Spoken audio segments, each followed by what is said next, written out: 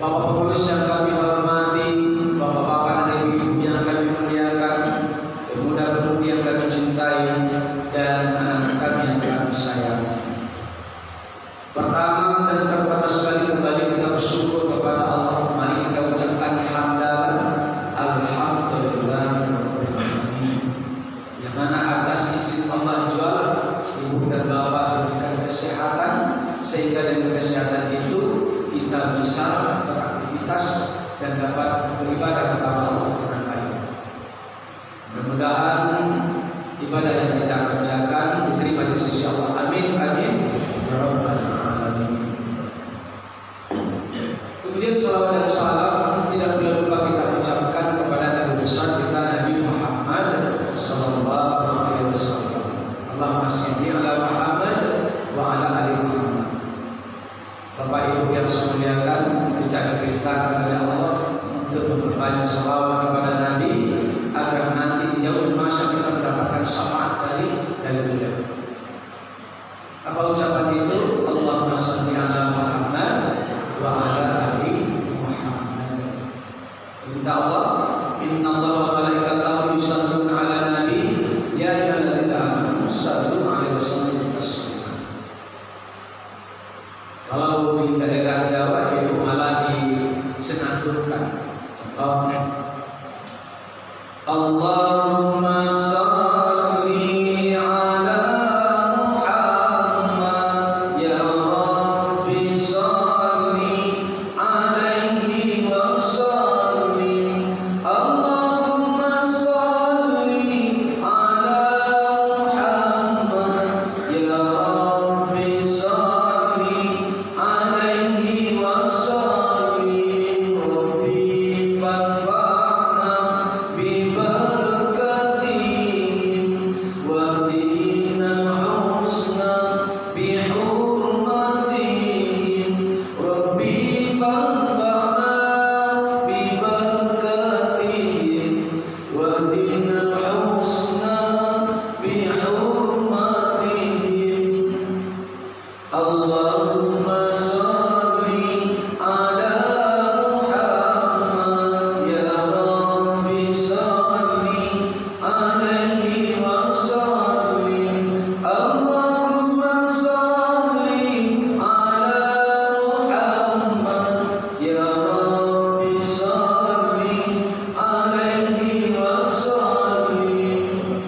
Itulah kira-kira senandung yang diinginkan oleh saudara kita. Ada tak yang lain yang ada? Sallallahu ala Muhammad, sallallahu ala Muhammad, sallallahu ala Muhammad. Itu namanya salawat Jibril. Jadi kalau mengingatkan salawat itu untuk menarik rezeki kita, jadikan diri kita sebagai magnet, maka niatkan terlebih dahulu. Innamal a'malu binniyat wa innamal likulli imrin ma nawa. Sesungguhnya perbuatan kamu tergantung kepada niatmu, dan Allah akan membalas sesuai dengan apa yang kamu niatkan. Jadi kalau kita niatkan untuk menarik rezeki kita yang masih jauh supaya dekat, yang dekat supaya dapat kita wujudkan, maka berbanyak salawat.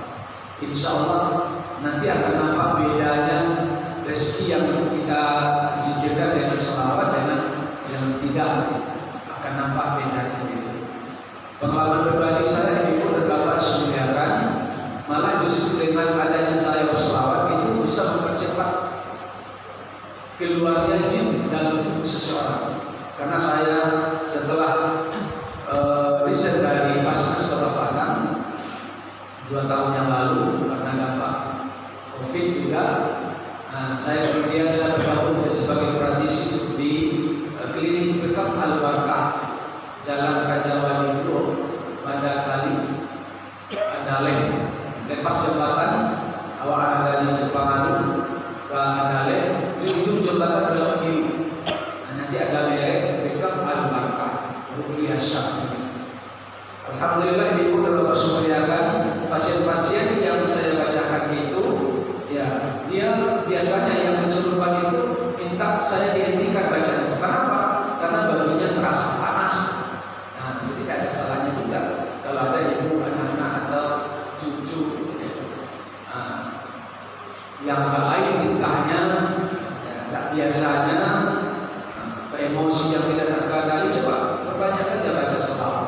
insya Allah jin yang mendekati itu akan menghindar.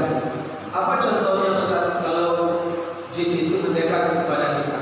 Biasanya energinya panas. Biasanya kalau energi panas itu jinnya laki-laki. Dan kalau agak adem ya itu biasanya perempuan. Kemudian ciri-ciri yang lain biasanya dia timbulkan rasa malas kepada kita untuk beribadah karena dia akan menghalangi kita untuk beribadah kepada Allah Subhanahu wa taala. Asal Rasul Ali dia untuk beribadah kepada Allah itu dari dia karena dia janjinya dalam Al-Qur'an, ya Allah dan Engkau telah memutus telah membuat hukuman buat aku bahwa saat aku akan dilemparkan ke dalam neraka, maka tolong izinkan kepada hidupkan aku sampai hari kiamat, kemudian aku akan mendatangi mereka dari muka, dari belakang, dari kiri, dari kanan. Kata Allah, silakan. Ya. Sesungguhnya kau tidak akan mendapati ya, orang-orang kecuali orang-orang mukhlis, maksudnya orang yang mukhlis tidak akan mampu, dia akan berdaya. Tapi seseorang yang tidak mukhlis, tidak ikhlas, dia melakukan akan dapat yang mudah, walaupun dia besar.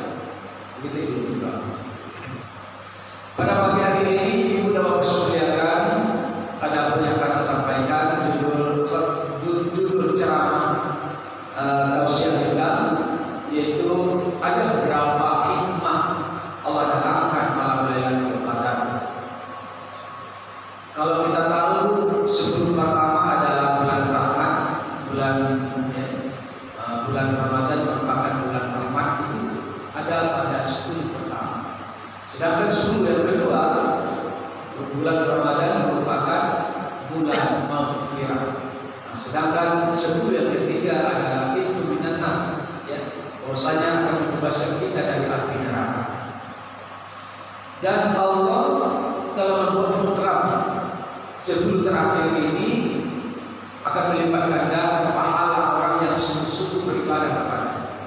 Satu malam saja dia beribadah, kalau dia mendapati malam Lailatul Qadar, maka dia akan mendapatkan nilai ibadahnya itu sama dengan 1000 bulan. 1000 bulan itu ya kalau dipertahankan menjadi 83 tahun 4 bulan. Nah, jadi Ibu sebagai landasan terlebih dahulu kita ambilkan sebagai motivasi, kita ambilkan di dalam surah At-Tahrim ayat 6. Hai manalah orang-orang yang telah beriman, jagalah dirimu dan keluargamu dari api neraka. Yang mana bahan api neraka itu adalah dari manusia dan batu. Penjaga neraka itu adalah malaikat-malaikat yang sadis dan bengis yang selalu melaksanakan apa yang diperintahkan oleh Allah dan tidak pernah menyalahi dari apa yang diperintahkan.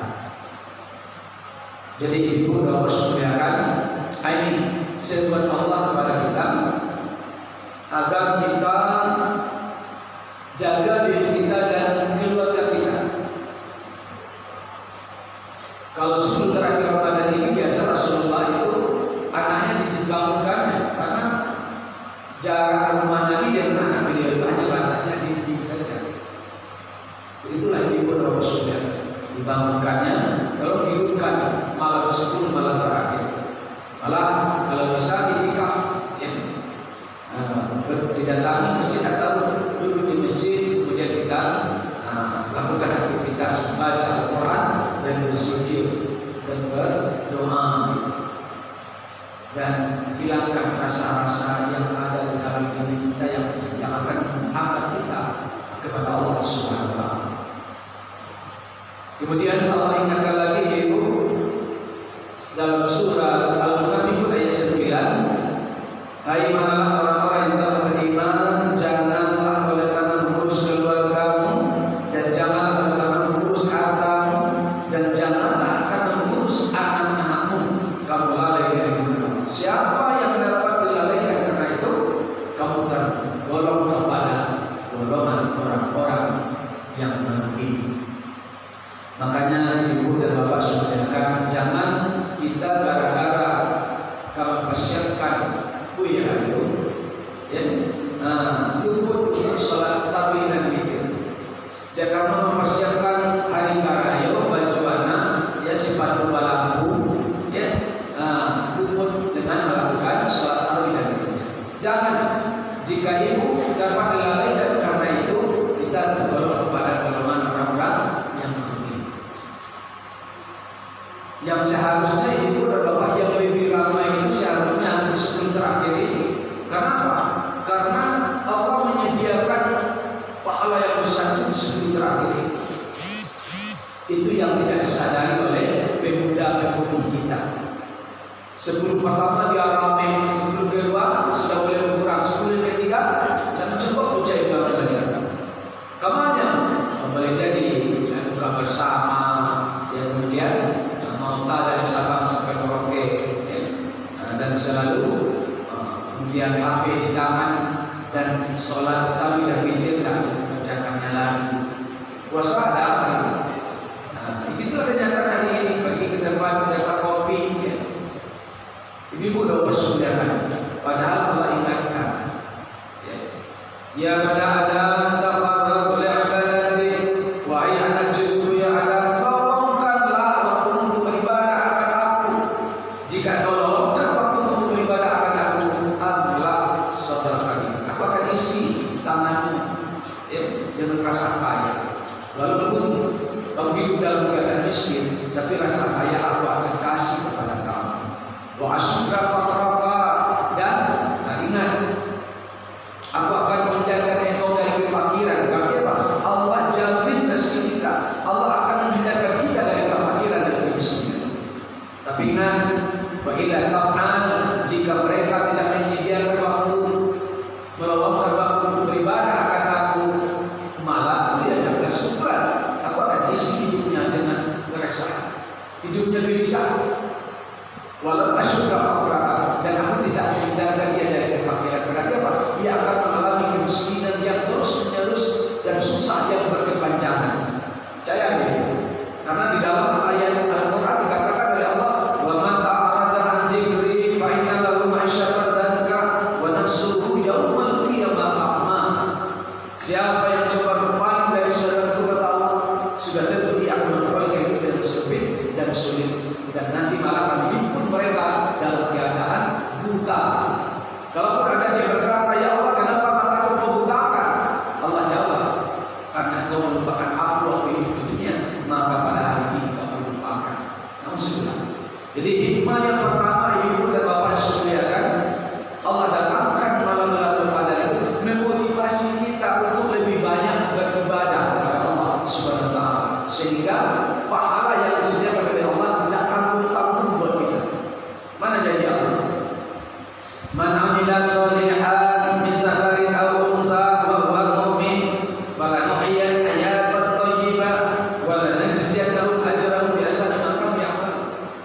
Siapa yang melakukan amal soleh sedangkan dia laki-laki, sedangkan dia perempuan, sedangkan dia beriman kepada Aku, kata Allah, maka Aku akan menghidupkannya di dunia dengan kehidupan yang baik, dan Aku akan membalasi perbuatan baik yang dia kerjakan dengan pahala yang besar. Mana pahala yang besar itu? Akan dikali oleh Allah 83 tahun 4 bulan yang sama dengan 1000 bulan. Luar biasa kan Pak? Allah memotivasi kita. Makanya jangan sia-siakan. Nanti kapan kita merasa waktu kita menyediakan apabila kita telah berada di alam barzah. Saat ini orang-orang yang di alam barzah, mereka menangis meraung, mohon kepada Allah, ya Allah, kembalikan aku ke dunia, ya Allah, memang telah kami lihat, ya Allah, telah kami saksikan, ya Allah, tolong izinkan kami pulang ke dunia, agak sesaat. Namun permohonan mereka itu sia-sia belaka, karena ibarat nasi sudah menjadi bubur. Ini ibu yang sediakan. Apa keinginannya kalau ke dunia itu? Yang pertama, keinginannya dia ingin melakukan sholat. Yang kedua, ingin menginfakkan hartanya di jalan Allah. Tapi permohonan mereka sia-sia belaka. Fahal yang disebutna ila sa'am antatiyam waqatan faqad ja'asraka fa'anna lahu idza ja'akum zikra. Tidak ada yang kamu tunggu-tunggu kecuali saat akan datang kepadamu Saat itu adalah saat kematian dan saat kiamat akan datang. Kalau ada orang bertanya tentang kiamat, itu telah dijawab oleh Allah. Barangkali kiamat itu sudah dekat waktunya datang. Baca surat Al-Ahzab ayat 63 dan surat Muhammad ayat 18. Itu jawaban Allah tentang kalau ada orang bertanya tentang hari kiamat. Saat kematian masing-masing kita sudah dekat. Percayalah dia benar. Jarak aku dan umatku tidak jauh berbeda. Berbauran seperti jari tujuh dari menjadi tengah. Tak putus seketik, mudo seketik. Ternyata saudara kita yang wafat ya, sebelum ini adalah usianya di bawah 60. Nah, sementara bapak-bapak saudaranya ya, usianya melebihi dari usia Rasulullah. Berarti apa? Berarti hanya menunggu hari. Kalau sudah sedang menunggu hari, ya, jadi ibu jangan sampai terkecoh. Ya. Boleh jadi nanti sore atau besok atau lusa. Tidak usah kita berangan-angan kita masih dihidupkan oleh Allah di Ramadan yang akan datang. Boleh jadi pertengahan tahun kita telah berpulang. Jadi kalau dijaga dulu. Kemudian yang kedua, hikmah yang kedua adalah bagaimana agar supaya kita lebih dekat dengan Allah Subhanahu wa taala. Percaya itu atau tidak? Kita yang sedang berpuasa, Allah semakin dekat dengan kita. Kenapa? Biasanya orang yang sedang berpuasa itu dia merasa dia akan bersama Allah. Makanya apabila kita datang berjalan, Allah berlari begitu perumpamaannya yang dibuat oleh Allah. Berarti apa? Allah itu dekat dengan kita. Kalau ada yang ragu kedekatan aku dengan dia, katakan hai Muhammad, wa idza sa'alaka 'ibadi 'anni fa inni qarib ujibu da'wata da'i idza da'ani falyastajibu li wal yu'minu bi la'allahum yarshudun. Hai Muhammad, kalau ada orang bertanya kepada engkau tentang aku, katakan aku dekat. Kalau aku akan memperkenankan doa orang yang meminta apabila dia bermohon kepada aku. Oleh karena itu, agar supaya doanya terkabul, penuhi seruanku. Beriman dia akan aku, yakin dia akan aku. Nah, moga-moga dia berjalan pada jalan yang lurus. Makanya Allah imbau kita, ibu-ibu berbapak, ya ayyuhalladzina amanu taqullaha wa battaqu ilaihi wasila wa jahidu fi sabilihi la'allakum tuflihun. Hai manusia yang telah beriman, bertakwalah kamu kepada Allah, carilah jalan-jalan untuk mendekatkan diri kepada aku. Bersungguh-sungguhlah engkau di dalamnya. Moga-moga kamu termasuk pada golongan orang-orang yang beruntung. Kita apabila dekat dengan Allah, kita memohon kepada Allah, gunakan, manfaatkan kedekatan kita dengan Allah, yaitu berdoa. Doa tentang apa? Tentang dosa-dosa kita yang telah kita perbuat. Ibu menyangka masuk surga, bapak menyangka masuk surga. Lebih-lebih ibu banyak dosanya dan bapak-bapak juga lebih banyak. Apa dosa apa kami lakukan, Ustaz? Dosa yang ibu lakukan adalah membuat hati bapak-bapak ini terhibah oleh ibu. Maaf ibu sudah. Apa contohnya? Gaji ibu untuk ibu. Gaji apa? Untuk ibu. Dia dapat bagi nilai. Ada karena tidak ada bagi nilai tetapi lakukan apa lagi? Sehingga ibu lalu cucu-cucu. Ya maaf ya. Ini kenapa saya ungkapkan ini, karena banyak keluhan yang terjadi. Menyebut 3 bulan, 6 bulan, ya ibu lalu ada cucu. Dia kadang-kadang dipakai oleh anak ke Kalimantan. Apa lagi gaji? Ibu apa? Kalau terjadi yang seperti itu, ibu berdosa.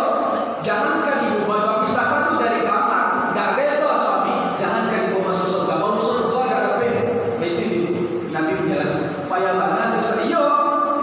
Karena sama ibu-ibu itu ada sama kaum bapak. Sedangkan kaum bapak-bapak kita ini ada sebenarnya sama ibu bapak orang tuanya. Makanya jangan dilarang dia berbuat baik kepada ibu bapak. Ini kadang-kadang maaf ibu, suami ingin berbakti kepada ibu dan bapaknya, ya, kalau lagi pendidikan dan lain-lain. Kenapa? Gajinya sudah dicukupkan. Maaf ibu sudah. Kalau udah ada orang tuanya sekali mopek, ya, tanpa aku di komunitasnya lagi bunuh dia. Orang ini mohon. Nah, belum tentu ibu. Ya dia datang itu membawa kerugian buat kita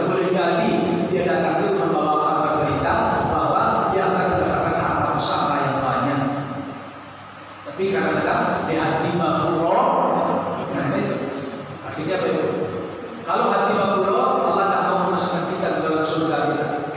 Yauma la yanfa'u malun wala banun illa man atallaha biqalbin salim. Anak dan harta akan dapat memberikan pertolongan kepada kamu kecuali kamu punya hati yang bersih. Maka hati yang bersih itu kita mohonkan kepada Allah. Ya Allah, kurang-kurang yang bersalah kepada Ya Allah, ampun maafkan. Nah, termasuk apa? Kalau apa? Berdoa ya Allah, istrimu yang bersalah kepada Ya Allah, ampun maafkan. Kalau tidak dapat apa? Ya tidak dapat ibu dimaafkan oleh apa? Jangankan masuk surga, masuk surga baru surga tidak dapat. Bagaimana? Nah, oleh karena itu, ibu dan bapak coba balik jawab balik. Sebab pagi ini kau awak dari sabungan kadang-kadang tak ada sampun. Karena apa itu tidak ada legal. Ya. Tapi kalau banyak kau ada saya, abang saya, diadu beli waktu adu abang saya enggak ada, abang beli pulang. Kalau ada beli tidak usah pulang. Nah, sampai gini lebih terpik dah. Nah, jadi mudah-mudahan ini yang disediakan. Udah yang ada atau pelikapnya, mereka jangan mereka udah wasli tanggung dosa itu. Sebab yang akan terjadi nanti kalau apa-apa kalau tidak tersalut biologisnya dia akan mendapat penyakit namanya prostat. Percaya lagi. Kalau enggak dokter sekarang ini ya coba tanya dia, betul atau tidak? Biasanya penyakit prostat itu karena ya kurangnya hubungan suami istri. Sementara kalau ada gaya-gaya kalau dia ada sekarang nah kecil ibu iyo walau ada gaya-gaya tapi bagi kami tidak bisa seperti itu. Ibu ingat Nabi Ibrahim beberapa usia 80 lebih ya, masih bisa punya anak namanya Ismail dan Ismail ya. Kemudian ibu dan bapak semuanya ya, bahwa ibu dan bapak sedang diuji. Ini hikmahnya. Ibu dan bapak sedang diuji oleh Allah. Tahasiban nas yutraku ayaqulu amanna wa hum la yuftanun. Apakah engkau mengira engkau mengucapkan kau beriman sementara kau belum diuji dulu? Walaqad fatanna allazina min qablihim fala ya'lamu Allahu allazina sadaqu wa la ya'lamu al-kadzib. Sungguh orang-orang terdahulu telah kami uji. Siapa yang bersungguh-sungguh ya, dalam beribadah kepada siapa yang tidak kami mengetahui mereka. Dan kami mengatur siapa di antara mereka yang berdusta ya, dari ucapan. Nah, makanya ibu sedang diuji, bapak-bapak sedang diuji. Ya, lain tidak 2 bulan Ramadan saja mengamalkan masjid. Kalau lain sampai nanti 11 bulan yang akan datang, ya diramaikan juga dimulai dari 1 Syawal, tetap diramaikan seperti ini. Insya Allah. Kemudian ibu dan bapak terakhir, hikmah terakhir itu adalah bagaimana ibu memperbanyak zikir untuk menghilangkan dosa-dosa. Apa zikir yang kami lakukan Ustaz? Lakukanlah Astaghfirullahaladzim allazi la ilaha illa huwal hayyul qayyum wa atubu ilaih. Berapa banyaknya Ustaz saat anda hati? Lah, bila waktu Ustaz kalau bisa jam 2:30 atau jam 3 pagi. Lah pandai ibu membaca itu, baca la ilaha illallah. Satu kali ibu dan bapak mengucapkan la ilaha illallah, Allah akan menghapus dosa kita 40 titik. Jika dosa kita terhapus 40 titik, ibu dan bapak, kita akan mudah menerima kebenaran dan nasihat-nasihat yang didatangkan oleh Allah melalui para putusan-putusan. Insya Allah. Kemudian lanjutkan ibu dan bapak semuanya zikir ibu subhanallahi wa bihamdi subhanallahil azim.